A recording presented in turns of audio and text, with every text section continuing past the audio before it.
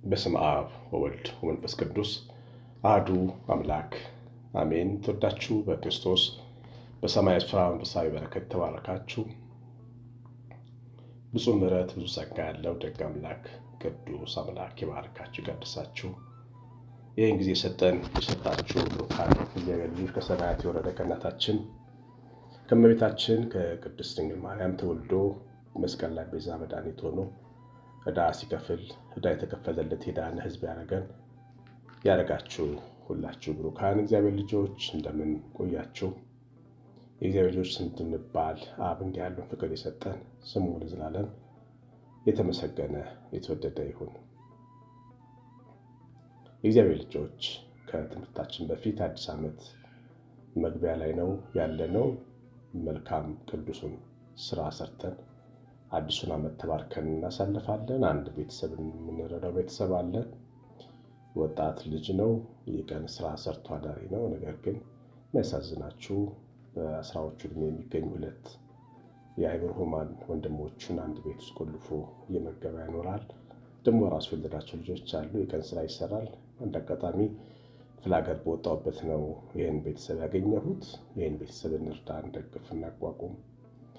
መቼም እኛ ጋር ቤተሰቦች እግዚአብሔር ፈቅዶልን ብዙ እድለኞች ሆነን ብዙ ሰዎች ጋር ደርሰናል።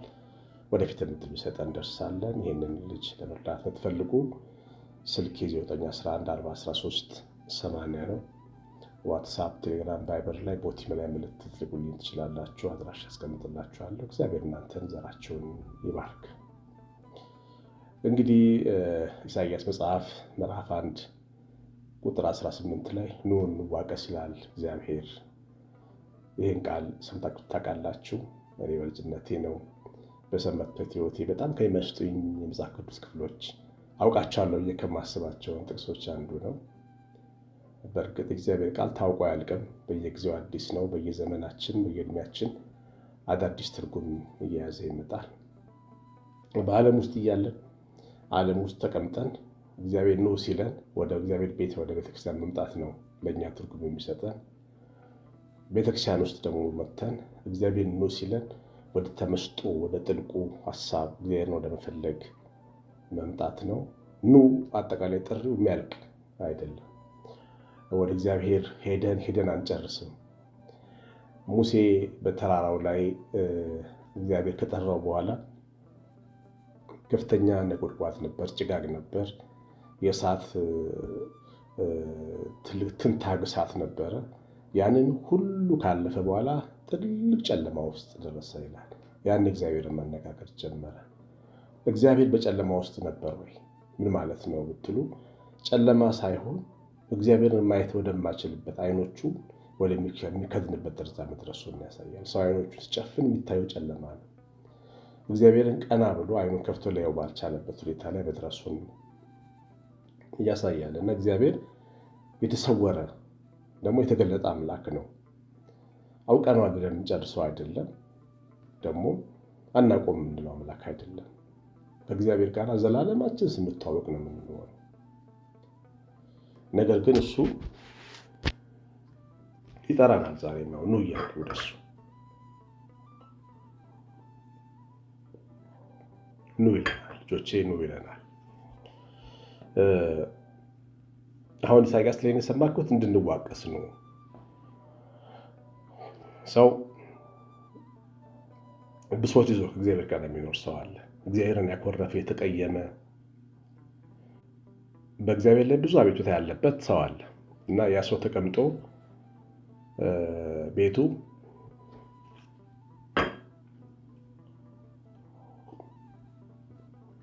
እግዚአብሔርን እያማረረ የሚኖር ሰው አለ።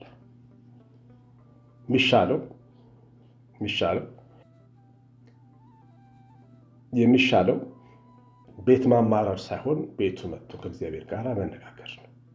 ያው የሚሰማውን ብሶቱን በግልጽነት በፍቅር ለእግዚአብሔር መንገር ይችላል።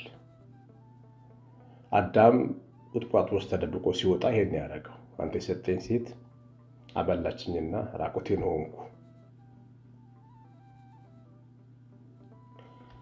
እግዚአብሔርን ለመውቀስ ወደኋላ አላለም።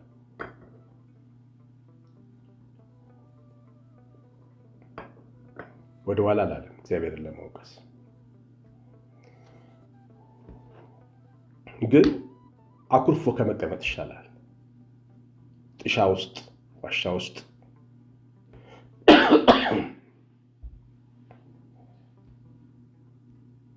ተቀምጦ ከመውቀስ ይሻላል። ተደብቆ ከመኖር ይሻላል። ይኸውላችሁ ያለ እግዚአብሔር የትኛውን መኖሪያ ለሰው ልጅ አይመችም። ገነት ውስጥ ያለውን ቁጥቋጦ ለሰው ልጅ አይመችም። ገነት እንኳን ያለ እግዚአብሔር አይመችም ለሰው ልጅ። አሁን ብዙ ሰዎች ያለ እግዚአብሔር ለመኖር ይሞክራሉ። ሺሻ ውስጥ ገብተው፣ መጠጥ ውስጥ ገብተው፣ ተስፋ ቆርጠው፣ ራሳቸውን ጥለው በቃ እግዚአብሔርን የሚያበሳጨው ይመስላቸዋል ያ ድርጊት። ግን ራሳቸውን ይጎዳሉ። መውጣት አለባቸው። ከዛ ወጥተው ወደ አባታቸው ቤት መጥተው የተሰማቸውን የተከፉበትን ነገር ለሱ መንገር ይችላሉ። እግዚአብሔር በፍቅር ይመልሳል። እንደው ምንድን ነው የሚለው? ኃጢአታችሁን አነጻዋለሁ፣ እንደ አመዳይ ብትመጣ እንደ በረዶ እንደ አለላ ብትቀላ እንደ በረዶ ነጭ አደርገዋለሁ፣ እቀይርላችኋለሁ ነው የሚለው እና ታሪክ የሚቀይር ታሪክ ቀያሪ ነው ከጌታ ጋር መነጋገር። ስለዚህ ቤት ተደብቆ ከመኖር መምጣት ይሻላል። ብሶታቸውን፣ ቅያሜያቸውን፣ ቅሬታቸውን ይዛችሁ ግን ኑ እግዚአብሔር ቤት ኑና ተቀምጣችሁ በቃላችሁም ቢሆን በደብዳቤም ቢሆን በካህን ፊትም ቢሆን ብቻችሁንም ቢሆን ተነጋገሩ ከእግዚአብሔር ጋር ተወቃቀሱ። በአንተ ከፍቶኛል፣ ቅር ብሎኛል ብላችሁ ተናገሩ። እሱ እናንተን መሸከም ይችላል። ልጆቹ ናችሁ። እናንተን ታግሶ ማዳመጥ ይችላል። ለእናንተ ደግሞ የሚያሳምናችሁ መልስ መስጠት ይችላል። እግዚአብሔር ልጆች፣ ይህ አንደኛው መምጣት ነው። ሁለተኞቹ መምጣት በልማድ የመጡት ናቸው። በእግዚአብሔር ቤት አሁን አካላቸው አለ፣ መንፈሳቸው ግን የለም። በእግዚአብሔር ፊት የሉም። እየቀደሱም እያስቀደሱም እየተሰበኩም እየሰበኩም በእግዚአብሔር ፊት የሉም። ምንም የእግዚአብሔር የፊቱን ሙቀት አይሰማቸው። ውስጣቸው ተስፋ ይቆርጣል፣ ደክማሉ፣ ሌላ ተስፋ ይፈልጋሉ፣ ብዙ ይጠጣሉ፣ ይሰክራሉ። እንዲህ አይነት ባህሪዎች ብዙ ጊዜ የመደበቅ የመሸሸግ ምልክቶች ናቸው። ከሆነ ነገር የማምለጥ ምልክቶች ናቸው። ማምለጫ የማጣት መሸሸጊያን ያለማግኘት ምልክቶች ናቸው። መስከር፣ ድራግ፣ እነዚህን የመሳሰሉ ልምዶች መሸሸጊያን የመፈለግ ራስን በጊዜያዊ ደስታ የማታለል ምልክቶች ናቸው። ሰው ለምን እንደዚህ ይሆናል? እግዚአብሔር ቤት እየሄደ በደጁ እየገባ እየወጣ ጸበል የተጠመቀ ቅዳሴ ጸበል እየጠጣ አሜን እያለ ለምንድን ነው እንደዚህ የሚሰማው ብትሉ በትክክልም እግዚአብሔር ጋር አልደረሰም ማለት ነው። መንፈሱ ኑ ወደ እኔ ይላል ጌታ። ሆነ እዛ ቤት ውስጥ ያሉትንም ወደ እሱ እንዲመጡ ይፈልጋል። ኑ ስሙኝ፣ ኑ አድምጡኝ፣ ተስፋዬን በረከቴን ይሁ ነው የሚለን እግዚአብሔር ቃል። እግዚአብሔር ልጆች፣ ሶስተኛዎቹ ነው የተባሉት ወደ ትልቁ ወደ ከፍታው ወደ እድገቱ ነው። ፍላጎት ያላቸው ህይወታቸው እንዲቀየር እንዲለወጥ ደረጃ በደረጃ ማደግ የሚፈልጉ ናቸው። እነዚህ ተምረው በተግባር መተርጎም ይፈልጋሉ። ስለ ንስሐ ሰምተው ንስሐ መግባት ይፈልጋሉ። ንስሐ ገብተው መቁረብ ይፈልጋሉ። ጌታ ኑ እያለ ያመጣቸዋል። በየደረጃው ኑ ይላቸዋል። ንስሐ እንዲገቡ ንስሐ ይሰብካቸዋል። ከዛ ወደ ቁርባን ይጠራቸዋል። ወደ ጥልቅ ፍቅሩ ይጎታቸዋል። ወደ ትልቁ የፍቅር ከፍታ ይዟቸው ይሄዳል። ፊታቸው እስኪበራ ድረስ፣ ቤታቸው እስኪበራ ድረስ፣ በኑራቸው እስኪታወቁ ድረስ፣ ደምቆ እስኪታዩ ድረስ፣ ፊታቸው መብራቱ በሌሎች እስኪታይ ድረስ ወደ እሱ ይጠራቸዋል። ቅድም ያነሳነው ሙሴ እንደዚህ ነው። ወደ እግዚአብሔር ቤት ወደ ተራራ ወደ ቅዱሱ ተራራ ሲና ተራራ ገባ በኋላ ወደ ትልቁ ዓለም ገባ በኋላ ሲወጣ ፊቱ እንደ ፀሐይ ያብለጨልጭ ነበር። እስራኤል በፊቱ ሊቆም አልቻሉም ነበር። እባክህ ፊትን ሸፍንልን ይሉት ነበር። እባካችሁ ፊታችሁን ሸፍኑልን፣ በግርማችሁ ፊት ልንቆም አንችልም፣ ግርማሽ ብርቱ ነው፣ የምትባይ ሞገስ ብርቱ ነው የምትባል የእግዚአብሔር ክብር በቤታችሁ ሲበራ በኑራችሁ ሲበራ በልጆቻችሁ ላይ ሲበራ በስራችሁ ቦታ ሲበራ እስኪታይ ድረስ ይጠራል። ወደ ከፍታ ይጠራል። እግዚአብሔር ኑ ይላል ወደዛ። አንድ ቦታ እንደ ሐውልት የቆመ ክርስቲያን አይደለም እግዚአብሔር የሚፈጥር የሚያስበው እንደ ንጋት ብርሃን በየቀኑ የሚጨምር የሚደምቅ